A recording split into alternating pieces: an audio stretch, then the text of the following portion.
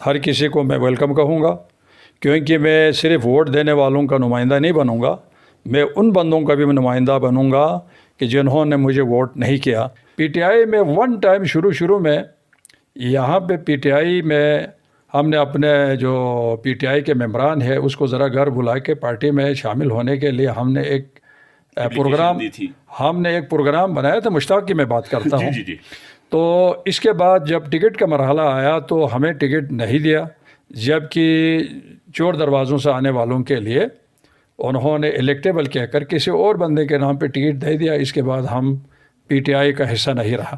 اسی لیے کہہ رہا ہوں، سوال اسی لیے کر رہا ہوں کہ اس کے باوجود کہ جیسے آپ کہہ رہے ہیں کہ چور دروازے سے آنے والوں کو جگہ دی گئی، اس کے بعد سے اسی پارٹی کے کیبنٹ کا حصہ بننے کا آپ کو کوئی ریگریٹ، کوئی آپ کو لگتا ہے کہ کہیں پر کوئی ہسٹوریکلی کہیں مسٹیک ہوئی ہو؟ السلام علیکم، وائس آف قراقرم سے فدا حسین آپ لوگوں کی خدمت میں سلیم گانچھے سے۔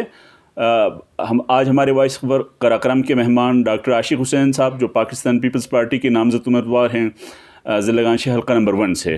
ہم ان سے گفتگو کرتے ہیں کہ ان کی انتخابی مہم کے حوالے سے اور ساتھ ساتھ ان کے جو منشور ہیں دونوں حوالوں سے ہم بات کریں گے۔ انہوں نے آج سلنگ کا وزٹ کیا، یہاں پر عمائدین سلنگ سے ملاقات کی، نوجوانوں سے ملاقات کی، جمعۃ المبارک جو ہے انہوں نے جمعہ کی نماز خانقاہ معلیٰ سلنگ میں ادا کی۔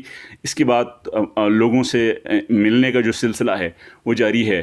تو ہم ڈاکٹر صاحب سے گفتگو کرتے ہیں۔ ڈاکٹر صاحب بہت شکریہ آپ کے وقت کی۔ بتائیے گا کہ ڈاکٹر عاشق حسین صاحب کو پبلک آپ ووٹ مانگنے جا رہے ہیں، تو بنیادی سوال یہ ہے کہ ووٹ کیوں دیں آخر؟ بسم اللہ الرحمن الرحیم۔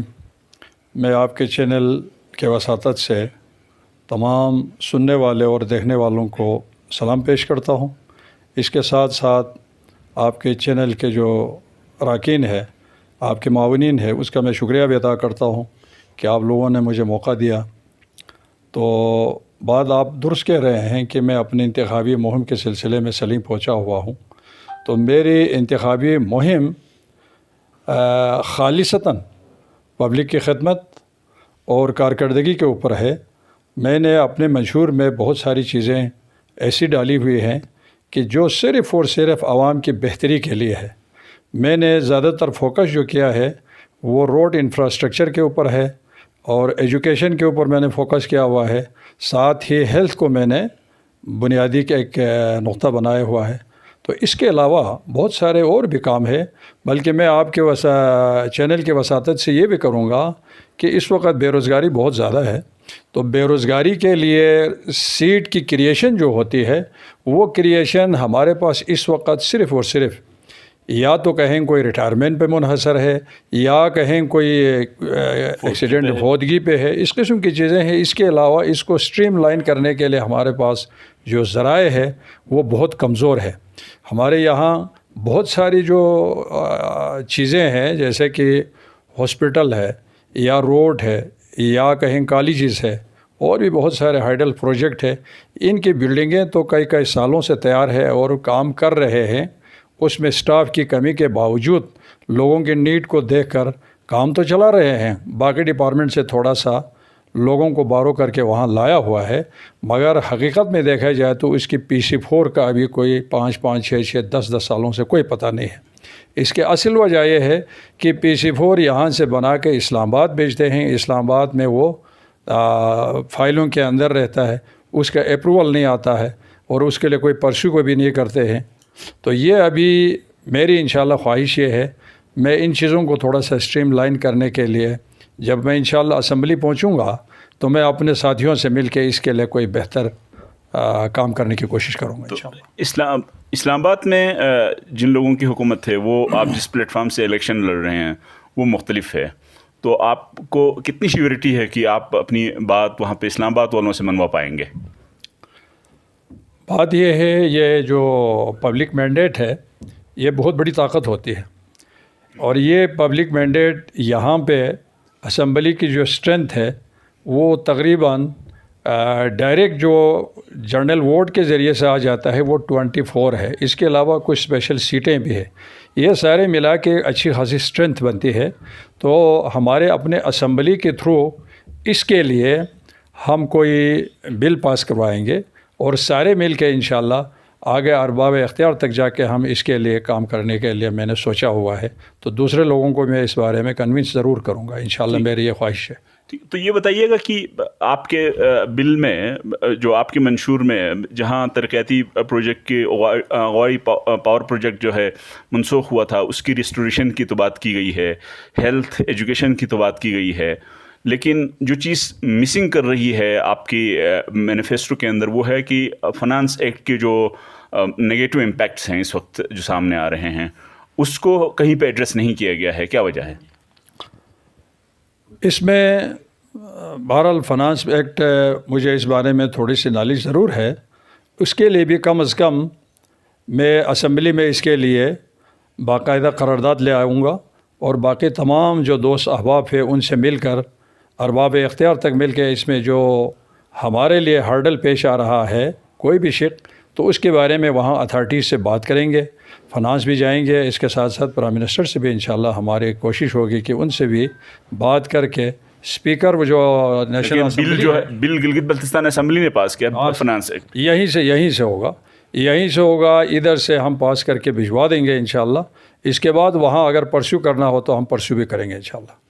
تو آپ کو ویسے اندازہ ہے کہ اس فنانس ایکٹ کے جو منفی اثرات مرتب ہو رہے ہیں، لوگوں کی دکانیں بند ہو رہی ہیں، چکیاں بند ہو رہی ہیں، آپ کو کتنی شکایتیں مل چکی ہیں اب تک؟ نہیں، اس بارے میں لوگوں کے ریزمنٹ ضرور ہے، اس میں کوئی شک نہیں ہے، بہرحال اس میں بہتری لانے کے لیے ہم کوشش کریں گے، ٹھیک، تاکہ پبلک بھی سفر نہ ہو، کام کرنے والے ٹھیکدار بھی سفر نہ ہو، اور سموتھلی کام چل جائے۔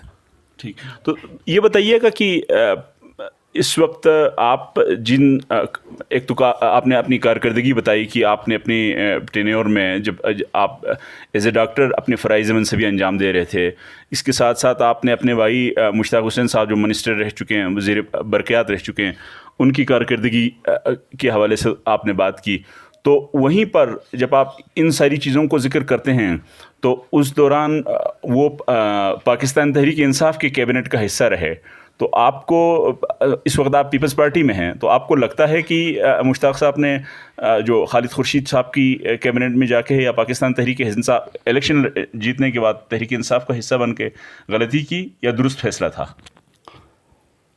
اس کے بارے میں میں اتنا ضرور کہوں گا، ہم خاندانی طور پر پیپلز پارٹی سے ہمارے ایفیلیشن رہا ہے، اس میں کوئی شک نہیں ہے۔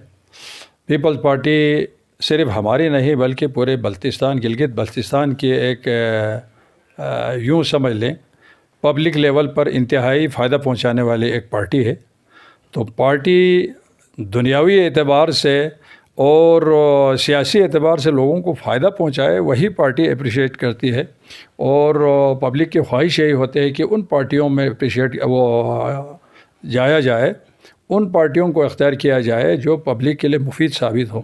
تو پیپلز پارٹی کی جو لیگیسی ہے گلگت بلتستان کے حوالے سے وہ بہت زیادہ ہے۔ میں پورے پاکستان کی بات نہیں کرنا چاہتا کیونکہ ابھی ٹائم نہیں ہے، تو میں گلگت بلتستان کے بارے میں یہ بات ضرور کروں گا۔ آپ غجر کو دیکھیں اور گانچھے ڈسٹرکٹ کو دیکھیں، یہ دونوں ڈسٹرکٹ شہید بھٹو نے دیا تھا۔ اس کے ساتھ کہیں کوئی ناگزیر حالات پیش آئے، ان دنوں میں ان دونوں ڈسٹرکٹ کو ڈسٹرب کیا گیا اور ان کو ایبالش کر دیا گیا۔ بعد میں بے نظیر صاحبہ کی گورنمنٹ آ گئی شہید کی، تو انہوں نے ریسٹور بھی کر دیا۔ تو اس قسم کے پیپلز پارٹی کی طرف سے پبلک کے لیے بہت بڑی عنایات ہے، بہت بڑی مہربانیاں ہیں، کیونکہ یہ پیورلی عوامی ایک پارٹی ہے۔ یہاں پہ ہر کسی کو اظہار رائے کا موقع ملتا ہے، اور جو بھی کام ہوتا ہے وہ اتفاق رائے سے ہوتا ہے، کسی کی ڈکٹیٹرشپ نہیں چلتا ہے۔ لہٰذا پاکستان پیپلز پارٹی کم از کم اگر دیکھا جائے تو پورے پاکستان میں، ورنہ گلگت بلتستان کے لیے اس سے بہتر پارٹی اور نہیں ہو سکتی۔ اور جہاں تک آپ نے میرے بھائی کے پی ٹی آئی کی شمولیت کی جو بات کی ہے، پی ٹی آئی میں ون ٹائم شروع میں یہاں پہ پی ٹی آئی میں ہم نے اپنے جو پی ٹی آئی کے ممبران ہے اس کو ذرا گھر بلا کے پارٹی میں شامل ہونے کے لیے ہم نے ایک پروگرام بنایا تھا۔ مشتاق کی میں بات کرتا ہوں۔ جی۔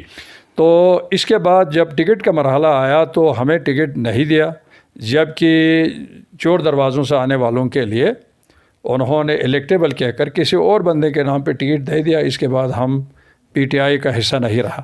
اسی لیے کہہ رہا ہوں، اسی لیے سوال اسی لیے کر رہا ہوں کہ اس کے باوجود کہ جیسے آپ کہہ رہے ہیں کہ چور دروازے سے آنے والوں کو جگہ دی گئی، اس کے بعد سے اسی پارٹی کے کیبنٹ کا حصہ بننے کا آپ کو کوئی ریگریٹ، کوئی آپ کو لگتا ہے کہ کہیں پر کوئی ہسٹوریکلی کہیں مسٹیک ہوئی ہو؟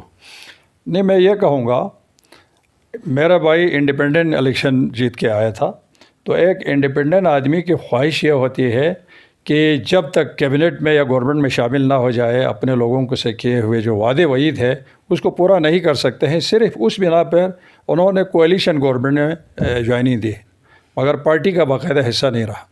ٹھیک، تو آپ بتائیے گا کہ اگر وقت چینج ہوتا ہے، آج آپ پیپلز پارٹی میں ہیں، پیپلز پارٹی کے پلیٹ فارم سے لڑ رہے ہیں، مستقبل بھی پیپلز پارٹی میں رہیں گے یا سوئچ کریں گے؟ نہیں، انشاءاللہ میں نے آپ کو شروع میں بتا دیا، پیپلز پارٹی، ہم شروع سے پیپلز پارٹی میں تھے اور ہے اور رہیں گے انشاءاللہ۔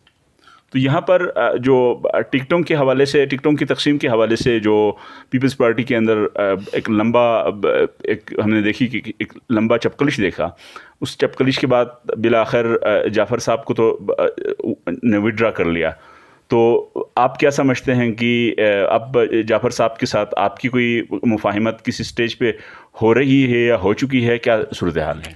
جعفر صاحب کے ساتھ ہماری کبھی بھی چپکلش نہیں ہوئی، وہ ہمارا بھائی کی طرح کا ہے، اور اس سے پہلے والے تمام الیکشنوں میں سوائے 2020 کے، اس سے پہلے والے تمام الیکشنوں میں ہم نے اس کا ساتھ دے دیا ہے، اور 2020 کے الیکشن انہوں نے لڑا، تو بہرحال وہ اس وقت تھوڑا سا کمزور تھا، اس لیے ہم نے سوچا کہ ہم اس ایریے میں جو ترقیاتی جو اسکیمیں ہیں، کام ہے، اس کو کہیں کمزور نہ ہونا پائے، یہ سوچ کر میرے بھائی نے الیکشن لڑا انڈیپینڈنٹ، اور وہ جیت گیا، صرف اسی وجہ سے کہ ہم نے لوگوں کے لیے کام کرنا تھا۔ ٹھیک، تو ابھی جب وہ خود وڈرا کر چکے ہیں تو آپ کے ساتھ کوئی مفاہمات یا دوبارہ مل بیٹھنے کا کوئی چانس مستقبل میں ہے یا مل بیٹھ چکے ہیں؟ نہیں، یوں سمجھ لیں کہ ہم مل بیٹھے ہیں، ابھی اس وقت میں یہاں سلیم میں ہوں، سلیم میں اس کے تمام رشتہ دار اور سگے بھائی سارے یہاں بیٹھے ہوئے ہیں، اور میں نے ان کے ساتھ باقاعدہ گھر میں جا کر ان سے ملے، اور میں نے وہیں کھانا شانا کھایا ہے۔ تو جعفر کے ساتھ ایک سیاسی بیچ میں تھوڑی سی چپکلش تھی، اور لوگوں نے اس کو تھوڑا سا ایگزیجریٹ کرنے کی بھی کوشش کی، مگر ہمارے درمیان میں اس قسم کی کوئی چپکلش نہیں رہی۔ تو سیاسی طور پر بیٹھک ممکن ہے؟ بالکل 100% ممکن ہے، اس میں کوئی شک نہیں ہے۔ الیکشن سے پہلے، الیکشن کے بعد؟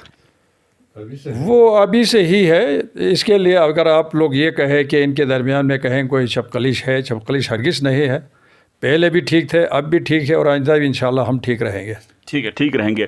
تو یہ بتائیے کہ سلنگ کے عوام نے جو آپ کے ساتھ کوئی ہلکی پھلکی جو ڈیمانڈ کی ہیں، ہیلتھ، ایجوکیشن، جو پروڈکٹیو بند وغیرہ کے، وہ کب تک سلیم والوں کو خوشخبری ملے گی، یا سلیم آپ کی جیتنے کے بعد کتنے امکانات ہیں، کب تک اس پہ کام ہو جائے گا؟ جی ہاں، انشاءاللہ اس میں میرے منشور میں سب سے زیادہ جو فوکس ہے وہ ہیلتھ اور ایجوکیشن پہ ہے۔ اس کے ساتھ ساتھ جو دریائی کٹاؤ ہے، ابھی یہاں پہ دریائی کٹاؤ کو پروٹیکٹ کرنے کے لیے انہوں نے پروٹیکٹیو بند کی بات کی ہے، وہ بھی میرے منشور کا حصہ ہے۔ تو انشاءاللہ ابھی آنے والے جو ADP ہے، میں کوشش کروں گا اس ADP میں کم از کم ایک آدھ جو اسکیم ہے وہ اس میں شامل ہو جائے۔ اس کے بعد لوگوں کے لیے ہم کام کرنے کے لیے آئے ہیں، جو پبلک کے لیے پرابلم ہوں گے وہ انشاءاللہ ہم میٹ کرنے کی کوشش کریں گے۔ وہ تمام لوگ آپ سے مل سکتے ہیں جنہوں نے ابھی، کچھ لوگ ظاہر ڈیفینیٹلی آپ سے ڈیفرنس بھی رکھتے ہوں گے، آپ کے ساتھ آپ کو الیکشن میں ووٹ نہیں بھی دینا چاہیں گے، تو وہ بھی آپ سے مل سکتے ہیں الیکشن کے بعد؟ 100% ہر کسی کو میں ویلکم کہوں گا، کیونکہ میں صرف ووٹ دینے والوں کا نمائندہ نہیں بنوں گا، میں ان بندوں کا بھی نمائندہ بنوں گا کہ جنہوں نے مجھے ووٹ نہیں کیا۔ ووٹ دینا اور ووٹ نہیں دینا یہ پبلک کا، ہر کسی کا اپنا انڈیویجول ایک حق ہے، تو کسی کے حق کے بارے میں مجھے بولنے کا کوئی چیز سمجھ میں نہیں آتی ہے، اور میں نہیں کہوں گا۔ تو یہ ہر کسی کا ایک رائٹ ہے، کسی نے ووٹ کیا، کسی نے نہیں کیا، مگر جہاں تک حقوق کا تعلق ہے، جنہوں نے ووٹ کیا ان کا بھی حق ہے، جنہوں نے ووٹ نہیں کیا ان کا بھی حق ہے۔ تو انشاءاللہ میں باقی جنہوں نے مجھے ووٹ نہیں کیا ہے وہ بھی میرے پاس آئیں گے، اور اجتماعی جو پروجیکٹ ہوتے ہیں ڈیفینیٹلی سب نے فائدہ اٹھانا ہے۔ नाजरीन आपने गुफ्तगू सुनी डॉक्टर आशिक हुसैन साहब की। हम डॉक्टर आशिक हुसैन साहब की इस पॉजिटिव नोट के साथ यहाँ पर गुफ्तगू को यहाँ पर ख़त्म करते हैं कि उन्होंने कहा है कि वो वोट देने वाले और वोट न देने वाले दोनों का काम करेंगे। अब देखते हैं कि वो डॉक्टर आशिक साहब जीतने के बाद वो अपने इस वादे की किस हद तक पासदारी करते हैं और कितना काम करते हैं, और जब जीत के आएंगे तो हम इनसे इनके वादे के हवाले से वो सवाल ज़रूर पूछेंगे। तो इसी के साथ मुझे फ़िदा हुसैन को इजाज़त दीजिए। अल्लाह हाफिज़।